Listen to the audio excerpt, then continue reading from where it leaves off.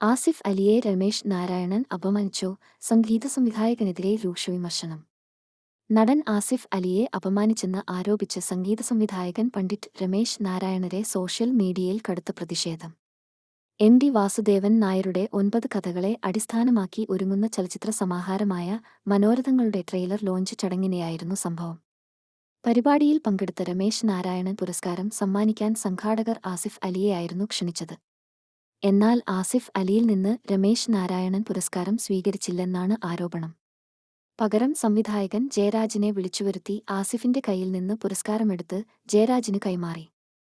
തുടർന്ന് ജയരാജ് രമേശ് നാരായണൻ പുരസ്കാരം നൽകുകയായിരുന്നു.